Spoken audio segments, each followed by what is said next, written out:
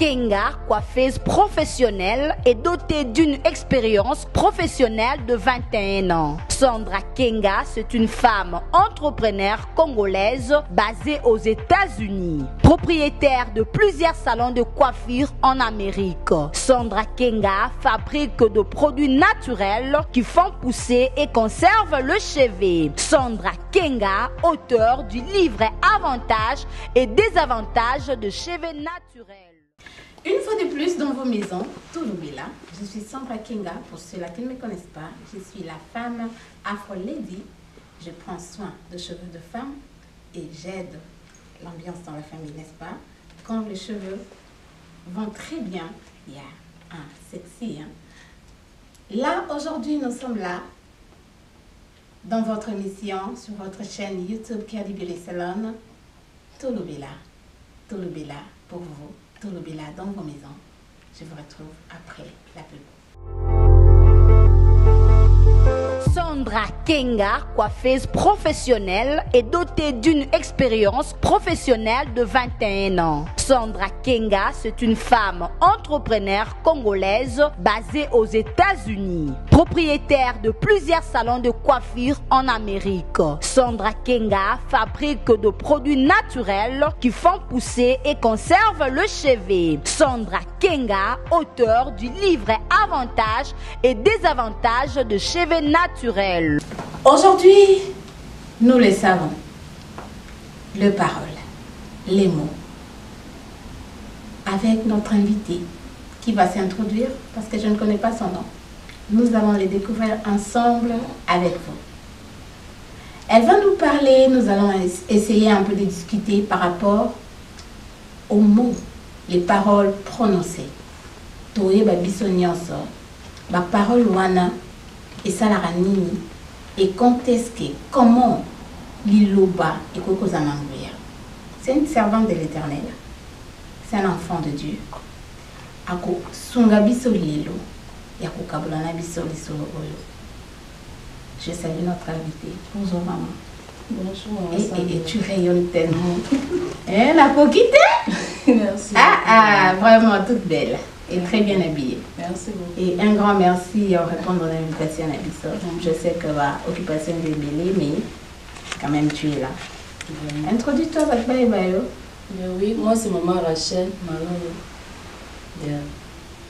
Maman Rachel Malolo est mariée, mère des enfants ou pas? Mariée, mère de 2 enfants. Mère de 2 filles. Mère de 2 enfants, mais... Par la grâce de Dieu. You look nice, hein? Par la grâce de Dieu. Par la grâce de Dieu, on se bat. Par la grâce de Dieu, on se bat. Aujourd'hui, avec maman Rachel, nous allons parler dans le Cambo Etali Maloba. Maman Rachel, est-ce que Maloba est en anglais? Oui, Maloba est en anglais. Maloba prononcé est en anglais. Il y a impacté vers mon soit positivement, soit négativement. Maloba est en anglais. C'est comme si Nzambe attire vraiment puissance dans la création de Maloba. Parce que lui-même, il avait créé le monde par la parole. Yeah. Donc, si Maloba, il y a vraiment une puissance de la création après ça. Il y a une puissance de la création dans la parole. Dans l'Iloba, il y a un bon label parce que Nzambe qui là l'Iloba. Na Nguya. Question Nanga, il y a Liboso. Ezali Maloba, quand on parle de Maloba, le lobby surtout dans un sens nango tobi ke positive ezali peu négative. Question angeza ba parole prononcée na ndenge ya mabe. Peut-être pas motu, peut-être nanzela, peut-être boy. Est-ce que Maloba wana il a un effet sur biso? Oui, Maloba prononcé net de façon négativement. Ils ont vraiment un effet, ceux qui vie, écoutent place pour vie pour sa vie et agir un jour. Donc ceux qui écoutent vie, écoutent place côté pour vie et quoi agir un jour, peut-être pas aujourd'hui, mais plus tard, Maloba il a vraiment vie, oui, c'est pas. Vraiment, parce que moi je dirais quand tout le monde aura parents à bénir moi nanae malbeko kisami. Mais aujourd'hui dans la rue, dans la vie, commune, tout le monde a. Nous tenons ça peut me dire. Attends, maman voisine. You want bon à la vie est-ce que Maloba bon ils ont un impact? Oui, Maloba bon ils ont un impact parce que derrière toute chose il y a un esprit. Et dépend de nani ou à quoi le bango Maloba nyonso et dépend de la à quoi le bango ils ont vraiment un impact. Ils ont vraiment un impact parce que pour ça la plupart ne modifie pas, bénissez ne modifie pas. Et choisissez la catégorie batute qui va au bino bon modifité, au beau en pas ils ont un impact, ils ont tout le monde. Ne maudissez pas, bénissez. Parce que même à la voisine, soit à lobby, il y a des effets, il y a des esprits qui écoutent pour agir la parole. Mais le bandé, là où la Bible nous dit que malédiction sans cause n'a pas d'effet. Il y a la malédiction sans cause n'a pas d'effet. Il y a des gens seulement qui te voient et veulent seulement te nuire. Ils veulent seulement te nuire. La kawana est commis à ta lobelo mabé parce qu'il vient déjà pour te nuire. Parce qu'il y a des gens qui, il est ignorant, en disant cela, ça peut impacter sa vie. Ouais. Mais il y a des gens qui viennent vraiment pour te nuire. À ce moment-là, si tu es un enfant de Dieu, ça n'aura pas d'effet sur toi. Si tu es un enfant de Dieu, mais si tu ne l'es pas, il faut faire attention. Et moi, je dirais, maman Rachel, à Ibisi Bisoka, Moutoumoussou Soya, rien que pour te nuire. Il y a une autre personne, à quoi le bango peut-être sous la colère, mais Moutoumoussou c'était vraiment calculé. Tant le bango, il s'est poisoyé. Et je vais encore appuyer ce que l'obi que Mamilimo. Parce que Moutoumoussou Soya sous la colère, mais Milimo, où est-ce qu'il Kalibanda, et pour son malobawana, puis c'est en vie. Nakaya Makamba Bongo. Tantement quelconque, maman quelconque, aloba na malo. Sous la colère, soit just like that. Que faire? Et donc, dans le cas de Bongo, ce que les amaloba, ce que les amaloba, on a constaté au Yébamoto. Qui t'a dit, ce qu'a limité, et au long de on a vu, il peut te révéler. Que, t'as la macamboué, le bama, et puis ils ont continué pour le bama, ils semblent là et l'eau. Mais si ils ont la montazo, face à face, il y a des façons, il faut refuser. C'est pour cela que Jésus a refusé la parole à Pierre. Ce n'était pas Pierre, parce qu'il y avait un esprit dans Pierre. Pour arrêter, pour ça, si Pierre assiste à écouter un esprit, il n'a pas empêché Jésus à faire un coup. Jésus a refusé, c'est pour ça qu'il n'y a rien de moi Satan. Il y avait Satan derrière la parole au Père pour prononcer. Donc il faut refuser.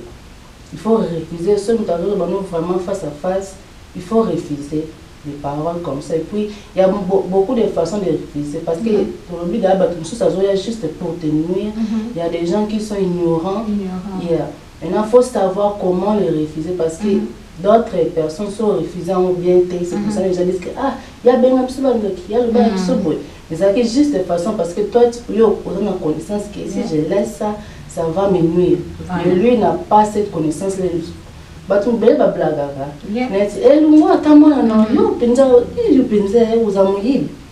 vois, il y a des gens ils sont des mots que les esprits écoutent que si tu n'agis pas, ça va devenir un jour le combat de cet enfant. Donc il y a des façons, il faut toujours refuser, mais il y a des façons de refuser. Ça dépend aussi des relationships que tu as avec la personne. Ça peut être ton ami, et tu peux dire, il ne faut pas dire ça, ça c'est mon enfant, il ne faut pas dire ça, ne dis pas ça.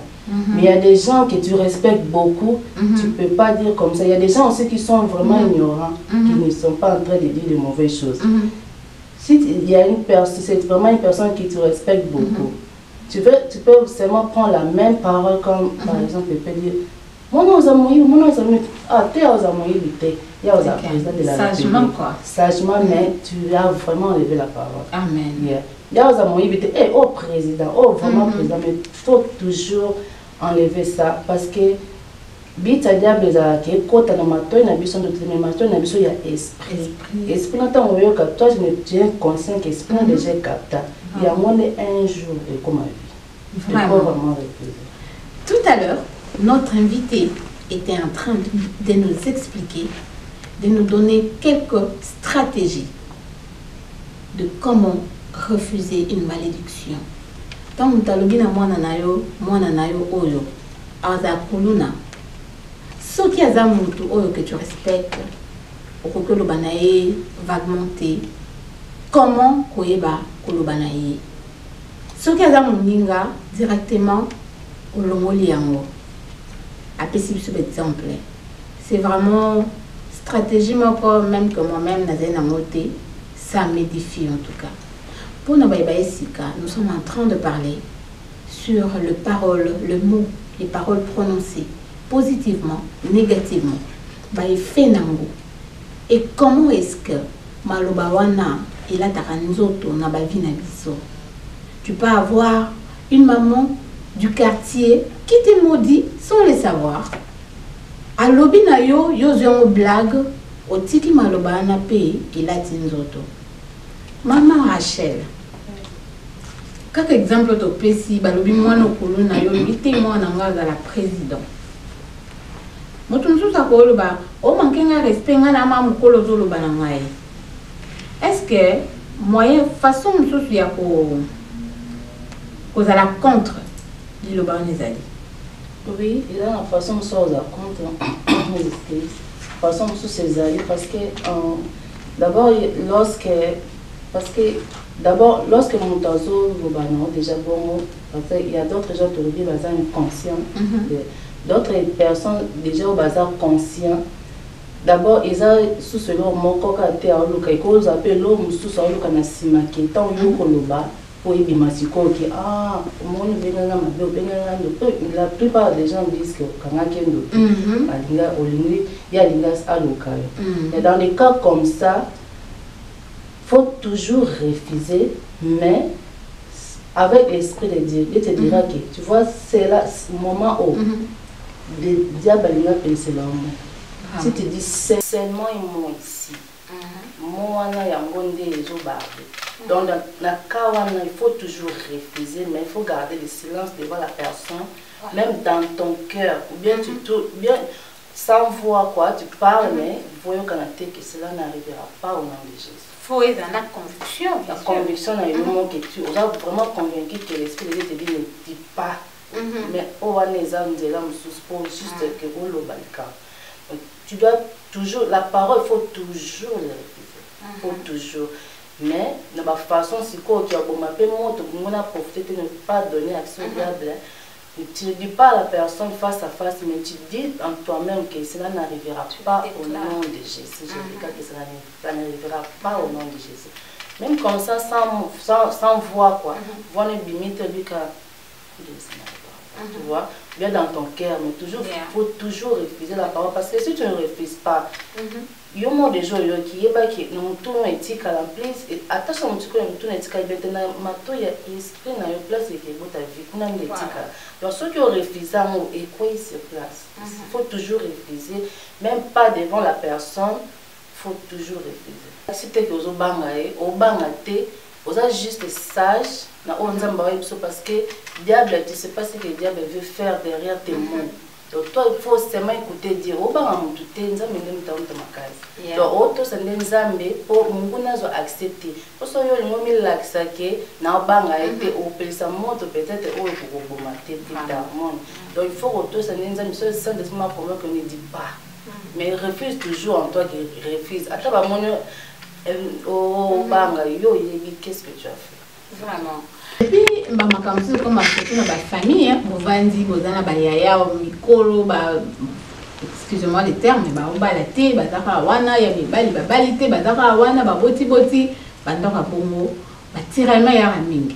Lokara Yama, Bokele Lomona, Yokantinenga, Balite, Boyondo, Bala. Aïdasko Yano Mukolo, Hôtel du bâtiment faire Wana, Sokolobi, Moto, que faire? Il y a un lobby et de dépend de ma relation aux anonymes.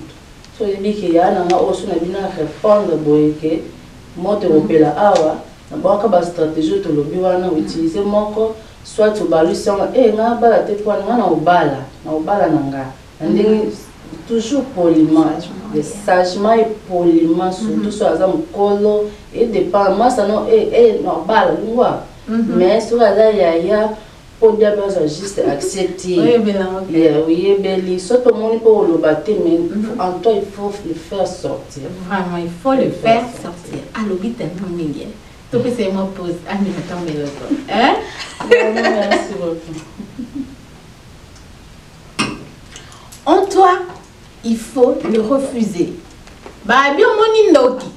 Ganga, sinon, mon wekauka. Nde balo, ba, nga la monate. Mais, nde ba, service au moni. Ganga. Est-ce que, dans ma relation, dans ma parcours, dans ma vie, surtout dans la moto, témoignage vraiment pour nayo que ba lobby là ma cam puis que ça m'a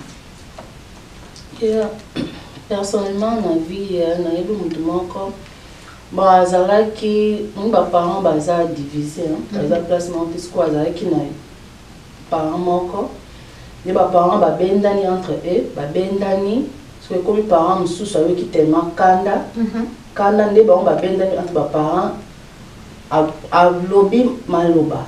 Alibi maloba que tu ne profiteras pas de cet enfant. Tu vois. Alibi so ko profiter te na mwana. Wana parent mon konde a ya pose pas za ki na charge mwana. Des fois moni mwana za da pa muninga. En plus to yo kana te, to za pe ensemble te. C'est que yo to profiter na mwana un jour donc quand ça. Alibi so ko profiter na mwana na. Wow. Et puis maloba ni kendande ezwa mwana. Et ça la lo te to mwana za ka muki azokola na yeye. Pendant que tu as il fait le mais il déjà vu. Futur, futur, il y a il faut agir. C'est quoi? Moi, comme la Bible nous dit, il n'y a plus de condamnation pour ceux qui sont en Christ. Moi, je déjà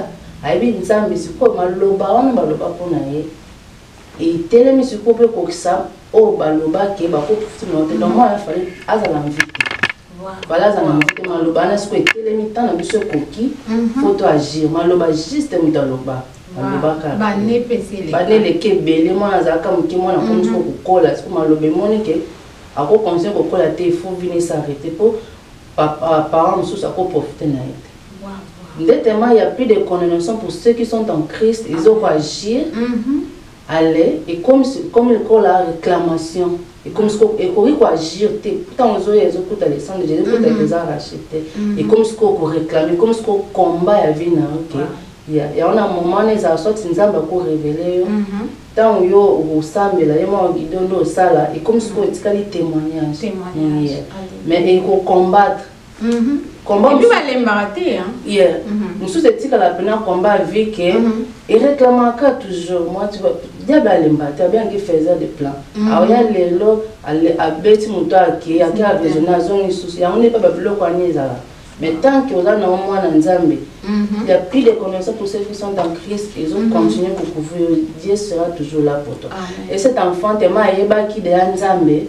Malobana na moment na comment il peut s'accomplir et comme ce qu'on menacer et comme qu'on menacer que yo cause invité yo limite nous est ko la té pour parents so ko profiter na té et bandi ko luka ko agir na forme nyonso mais tellement là qui dama na nzambe ay expliquer nyonso ay pesa kutu songe moko ke azotambola batu bazokama yo za kanvite so kufabi na kufati bat bazokima na za kanvite ba c'est ka to la ça au cercle na ba ki ba mon pesa ka bisi ali ba mo fonga ba fonga cercle za vite c'est à ce moment là que ça ba mo escana makabongo mais nzambe a changé et puis nzambe a rappelé nzambe a dit que je vais te restaurer parce que ça leur avait vraiment menacé dans mon niveau moi que ma vie mais Dieu lui rassurait toujours que tu es à moi. Ils ont juste combat comme le coup la réclamation mais ils n'ont pas le pouvoir sur toi, ils ne te feront rien. Et Dieu l'a restauré à Kola, comment on tout par an baba ka profiter na été na Angola nzamba comment on profiter na. Vraiment. Donc le pouvoir de la parole dans nos vies. Parents moko à cause il y a séparation, divorce, à lobby maloba. Ton négligé. Je vous retrouve après la pub. Sandra Kenga, coiffeuse professionnelle, est dotée d'une expérience professionnelle de 21 ans. Sandra Kenga, c'est une femme entrepreneur congolaise basée aux États-Unis, propriétaire de plusieurs salons de coiffure en Amérique. Sandra Kenga fabrique de produits naturels qui font pousser et conservent le cheveu. Sandra Kenga, auteur du livre Avantages et désavantages de cheveux naturels. Bon retour, hein? Bon retour, ma plateau Nabisoya Tolobela. Nous sommes là, Tozolobela, sur les paroles, les mots prononcés dans nos vies. Ba effet nango, makambo salaka, yamalam pe yamabe. Notre sœur a fait ce témoignage, il y a batu oya vivre na bango, oya vivre na live. Et ça quand même, tout le monde déjà dans la rubrique, il y a histoire partagée. Et je voudrais ajouter aussi par rapport à l'histoire au Betty, je me rappelle, tant Nadaki, là c'est moi, tant Nadaki, ma mère était encore en vie. Il y avait l'une de mes tantes, soit Nakana, maman Abisso, et elle a dit des mots. Elle nous a maudits, Banaya, petite sœur Naï.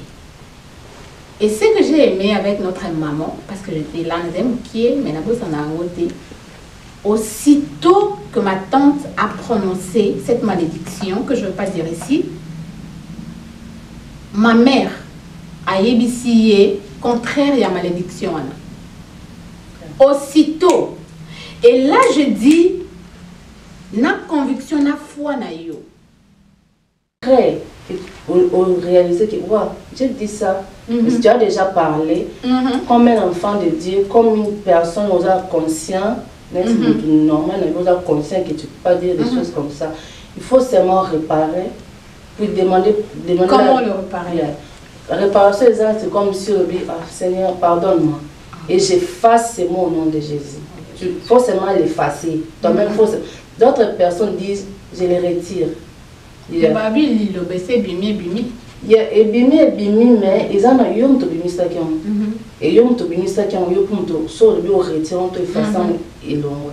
Parce que vous c'est pas na yo. Parce qu'il y a d'autres gens à l'obi par ma belle de retirer, je retire pas. Je retire pas. Je retire pas. Oui, ça oui. Je retire pas. Je suis je ma bête je ne retire pas. Parce que mon talon bien je aussi à retirer parce que tu sais que si lui retire il y a des gens. Mais ce qui est arrivé que au lobby déjà il y a déjà au lobby au moins au mout. Retirant juste ou efface ça, je le fasse, je le retire, Seigneur pardonne-moi, c'est sous la colère, je le fasse au nom de Jésus. D'autres gens disent je retire ces paroles au nom de Jésus. Et puis c'est tout. Et qu'est-ce que tu diras à cette maman, à ses papas, quand tu as son cas, yo penza yo aux alara maïlete. Yeah, n'est-ce pas parents bongo. Il y a beaucoup et comment vous n'avez parents nous comme son éthique. Surtout le long de tout le monde on dit comédie, mais oui ils ont sauvé ma vie. Ils ont pas banana yo baza force non ya lo. Mon banana baza force non ya vieillesse. Donc au lingato de tout force non vieillesse des choses à stage au détour à monter. Donc les parents nous sont comment couteau. Ce n'est pas comme c'est ça mais vraiment c'est différent. La place où la moi donc eh yo le mois qu'on a yo pensé au bon matin sortir eh le mois t'es millionnaire oh tu vois comment ça c'est comme si blague mais ça j'aime ça eh yo t'es président eh t'es mon tambon yo ça quand on a coupé le mois qu'on a yo moi ça mon tambon tu vois moi ça bon la place que au loba ça quand t'es mon tino ka loba yo que nous ça design eh yo tant on t'a yele oh yo t'a mis ma casse on a coupé oh bazar et ça mais tu blaguer mais ça t'épargne et ça peut épargner au loba ma bé et donc aux a maîtrise il y a pour le ma bé ça ça tika le bakalo béni moi non béni yo éviter peut-être un jour aujourd'hui peut-être nous demandons encore la nzamba ko révéler na nyokoza yo béni juste tant yo zo bénir ye et pour accompagner vie na destin na ye ndenge nzamba bongisela ye ils ont mema ye maloba bénédiction na pambola ye on a suki so mutemo millionnaire on a suki so mutemo na se akana me la bénédiction millionnaire. Au centime, tu m'as dit, vous bimisa, quel homme. Et moi, je trouve deux fois, c'est d'ailleurs, diable pas temika wana go cité au bakel on pour tal ya mo go bimiselo ko penza o se ressaisir aux zones kabiano en plus après 1 minute 2 minutes yo mo senti quand on se dit bolingono sous annonce saison il a pas moi to ce go baby ça qui déjà et ça bien te c'est un yo le quoi soit tous conscient que on les parents ils fassent ça au long exactement donc on a comprendre que tu as un pouvoir si tu dis yo vraiment tu es maudit vous avez un pouvoir au lobaké tu es béni et là vous avez un pouvoir on pour le bango que tu es béni ceux qui m'ont le bango bima qui pas dans un coquille pour faire ça un coquille au long la pays en fait amen na kombo ya Yesu na quelle question mususu rapidement avant de ces émissions ebiso bolembi soyez connectés au tolobela boyebi to yakala makambo oyo pona ko édifier bino pour partager pour s'abonner pour soutenir biso bocha ba like façon na bino ya oloba oui tondimi bino ata posa na commentaire oza na suggestion za eloko oyo biso botikela biso na commentaire Tamba pambola bino maman Rachel. Question nangai to bimina no qui est la malédiction ba parole prononcée tout le monde comme héritage. Héritage est venu. En gros, au cas où le bahana héritage batikela biso. Héritage ça loko toza ko hériter. Toza ko retenir tibana eza biloko toza ko hériter pa ba parents na biso. Héritage ezalaka matériel physique mais héritage ezalaka pe na nzoto quoi neti na santé héritage misusu c'est comme même tina niveau spirituel ya mona bato misusu aza pasteur moi na yesu tuka comme pe pasteur donc nzamba zui ya kitisi ya mza ba héritage mutu misusu pe ko na santé ba maladie misusu pe ezalaka ke mutu moko abelaki on soit parent ba maladie ane ezalaka héritage eza héritage voilà. C'est tellement bien défini que je n'ai même pas de commentaires. L'héritage. Les lobbies sociaux qui ont héritage, Tomonika Ramituka, Tomonika Ndaku, Tomonika Bambongo. Et la maman nous détaille que héritage est Zarara, Mbongote, héritage est Zapé, santé, héritage est Zapé. Voilà pourquoi ceux qui ont une famille, par exemple, diabétique, il faut faire attention. Peut-être boye. Lelo na monde lelo mais habite face au yolo beleli oro peut-être tu es la deuxième personne hein mais qui définition oyo mais au bisonyo soto e balizala ka ke héritage de fa batike na ngai ba Gucci faut batike la nga ba nini c'est comme maman oyo lelo azo yela biso lo balanga ke héritage et cause spirituelle et cause mentale et cause la santé ko lo banini pour na bato bongo. Et c'est vrai que que la biso bilo connaît matériel, les héritage ou biso dans un moto qui est sur tant héritage, ils juste matériel faut bâtir que là pas banda kuni tuka. Mais oh on a ils juste au batu ba bossa na haut vraiment batu bâtir en quatre mais ils ont vraiment vrai que les gens batu ba héritaka vraiment même la colère. Il y a des gens vraiment biloko nyonso eza kati na yo pe ba ekiti pa bana ya malamu na mabe ata mayele eza héritage oh yeah ça mayele lo maman la voilà c'est pour ça même na biloko na biso banzoto mo tozo pokana parents héritage ya voilà biso ya parents héritage eza vraiment na ba niveau belé héritage eza vraiment bato ba ke santé nyonso mayele oui. Et moi je dirais à une personne à la biso que ata lelo ba parents batike nelo te ou soit batike no biloko bat bazui mais si bo hériter mayele ya papa na bino ya maman na bino pour utiliser un bo sale lango tu vois parce que c'est héritage na wana to moni na gana yango siko ba héritage les ala raka maman a un peu déc. Héritage c'est vraiment négatif que peut-être maman a un PD. bana eza kutu lolo betete mona ngumi o senti pena ki mona oyo ndia zo kemiza eza ete eza vraiment lo que zo landa voilà et ça les m'a vraiment quand on tout le bas derrière toute chose il y a un esprit et eza l'homme eza déjà esprit déjà bi qui est au landa na mona o et ce que tout cas eza lobé na nzambe ce que oyebi nzambe te ki eza na biloko wana ki o hérité yango ce qu'on a dans un bêtise, c'est vraiment un peu difficile qu'il agir. Souvent, il agit ça, toujours. Il agit ça pour qu'on puisse comprendre que nous avons vu au thé. Mais nous avons vu dans un cas, c'est qu'il y a forcément pour nous. Mais ce qu'on a dans un bêtise, les cas de l'obaki, il n'y a plus de connaissances. Et qu'on marque la réclamation. Vraiment. On sentit que,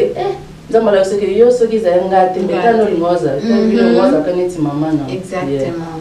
Mais peut-être il y a un nzambe te na niveau yebi mais yo loko yebi nzambe nzambe donc nous sens que comme un témoignage et comme un témoignage que nga nzambe pe nga pe na ndi nzambe ala ki sa nzambe ndi na yebi nga so na yeba ka ete ta vi na ngeza vi na ngeza na cause ya Jésus ndi na za o komi mona pe que ozala une autre personne différente de ta mère donc comment être opposé so ya za ki boye na mabe wana yo komi malamu na version na ya malamu akoza nzambe yango Ernest Photo Mbaka my God is good Tolu Baka my God is good Dieu est bon il nous aime tellement malgré l'héritage autorité dans ma famille Nabiso si tu as Jésus en toi tout est effacé à dire merci au hérité quand ya maman au hérité ba bêtise ya papa mais avec Dieu, on a sauvé. Tout ceci, paragraphe 1. Si que je suis tellement curieuse que la déposé, hein, ça c'est un livre écrit par Sandra Kenga, Tolu Belamakamba Suki, Tozo fait sa prévention sur le défrisage, les produits chimiques. C'est sur Amazon. Sandra Kenga, soit avantages et désavantages des cheveux naturels. Au monde à livre ils ont vraiment bien et autant à pécoyeba. Je suis tellement curieuse. Aujourd'hui, dans le bandeli que tu es une femme mariée, je peux voir déjà ton alliance et au bout d'un banana mi-balé. Mais you look nice. C'est quoi les secrets? Dès la vie, par la grâce de Dieu, on ne sait pas. Non, donc. Par la grâce de Dieu, par la grâce de Dieu, all the time, maman, il y a sa bisoana, secrets animi. Au-dessus de tout, tu sais seulement que ceux qui ont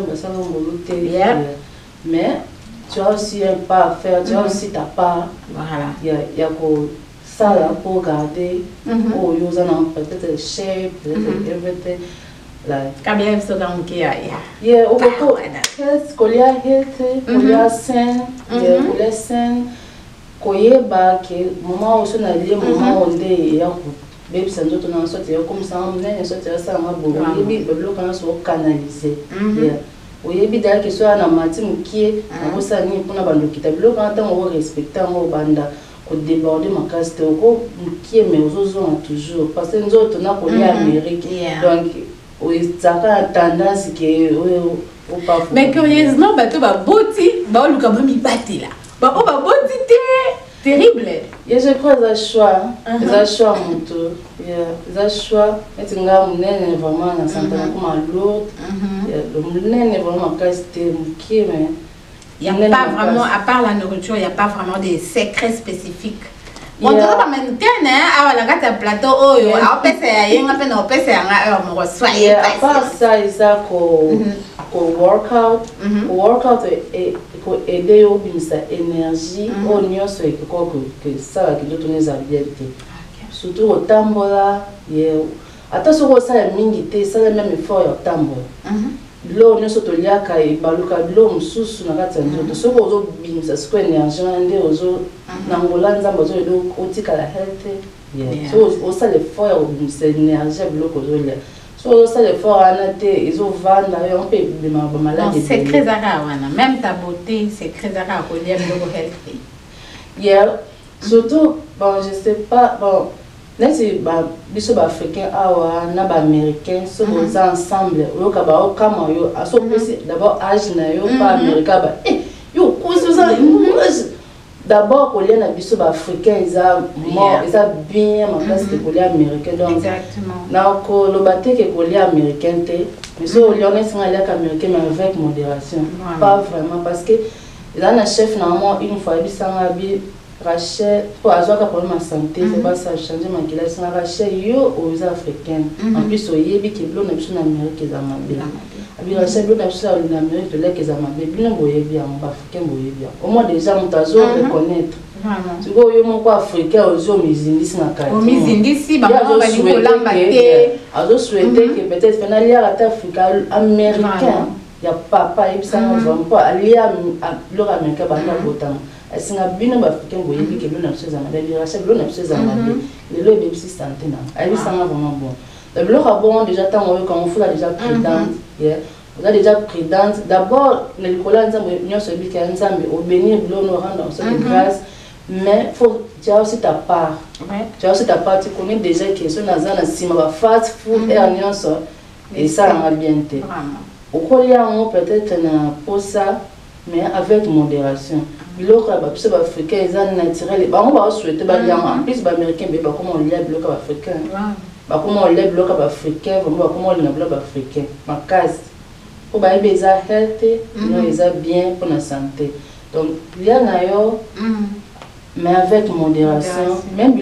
tout excès nous sommes la prière quand nous ça ça nous bénit d'ailleurs ça nous rajeunit tellement dans tout excès lui-même dans le bloc africain mais ils ont la économie yo ce qui comme excès mais dans colia africain ils ont vraiment meilleur malgré ça coûte beaucoup d'argent colia africain qui américain colia américain coûte vraiment té colia africain ça coûte beaucoup mais on a bien la modération to mikaro sangisa poto par na biso to sala kola o nzamba o sala ils awana ki ozo manage nino kolia osa mo exercice o tato ko ga tomba limite yo tambola kaka ya osa juste pas mais moi ba routine moi ils avaient au sala pour te garder pour être en forme même après l'accouchement et nesinga après l'accouchement tellement na comme amnene na zemi na comme amnene parce que na zemi na lia ka vraiment ayo kanzala herniance ce qu'on a lia kaya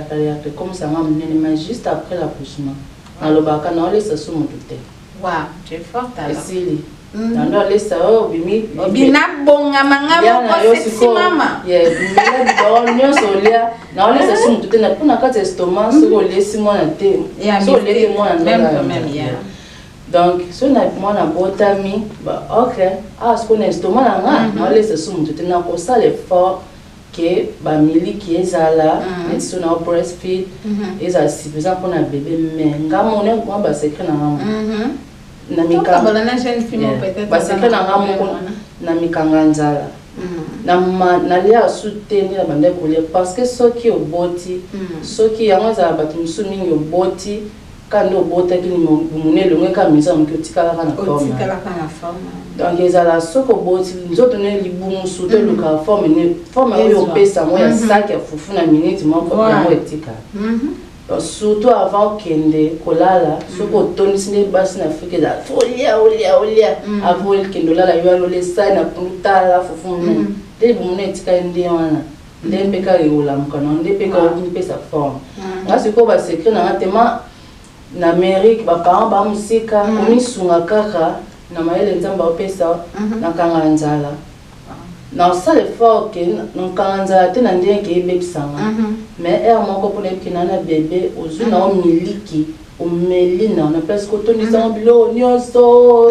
toni sa 5 pain o goliali pa moko mais ozo gérer que atemo le mo mkeke za estomac mo ebiki awa na zo landela na zo kita kita libumu o fo zo ngana ce système wana les bourreaux des problèmes système wana et dans même ataba ça que aussi section so que ozo landela ngo bon surtout avant ko la l'autonomie on TGT o lo baka que vraiment ils a bien oza libumu na ba bando tuno yo oza si section de libumu po ba simi oza ka oza yo metika bo on a si section mais formule wana ko starve yourself like komitia mwanzala namu kulia tele za fuole ngai na mwana liboso nazaka na C-section ba mi bale wa na parce que na mwana liboso na bande koloba ah ka vraiment siko na ba si section na kana bomndeni kolia mutu moko marocain azalaka chancelier na abeza bino mo ba africain ni bomunga